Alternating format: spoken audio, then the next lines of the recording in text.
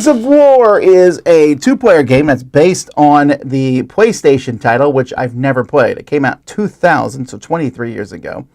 But I'm still interested in games where you get to fight. And this one takes the World War I motif, and it's not the first game to do this, and makes it cute by having pigs fight each other that are chibi-looking pigs. In fact, this game looks very much like a CMON game.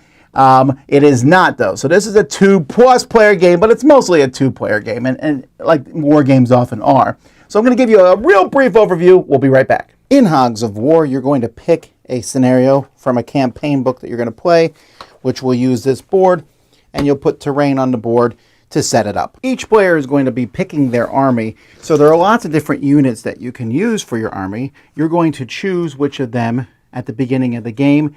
They have different stats on them. One of the nicest is it shows what kind of weapon somebody has. So this shows what dice you roll in what range. It also talks about them moving and some special abilities. These little sausage here are different actions that players can take. And then this is the cost of them in oil, the resource of this game. So there's going to be a lot of these different units. You're not going to be able to use all of them in any specific game.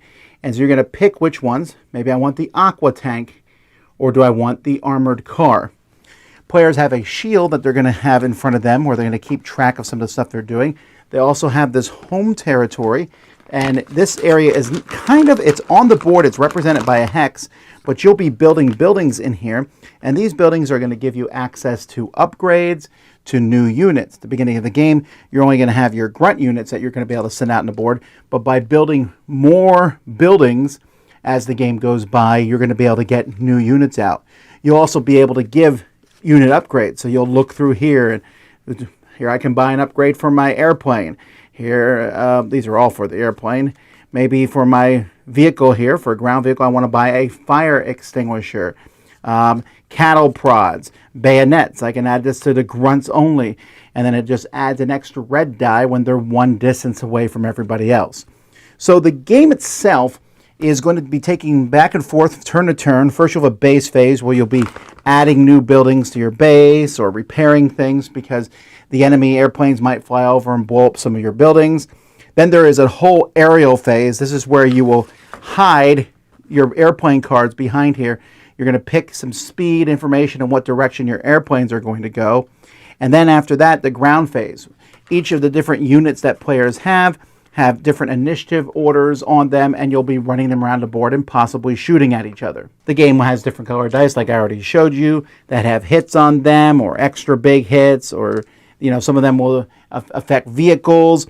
There are different types of dice, but they're all pretty similar, although some might cause burning like this one does here. Your goal is to control different spots on the board.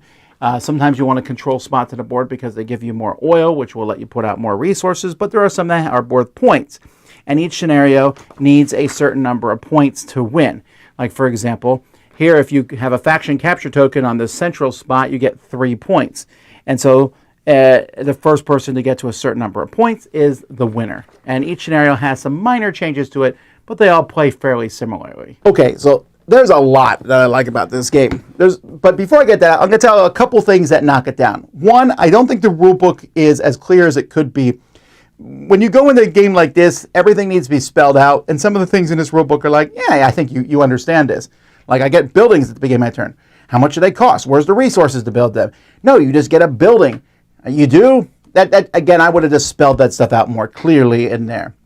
But once you get past that, Hogs of War is essentially an RTS, a real-time strategy game on a board, because you're building buildings and then you produce units from those buildings, and then the units run across the board, then they get shot and they die, and then you bring out more units. You're trying to control different spots on the board. You're sending your plane over the board.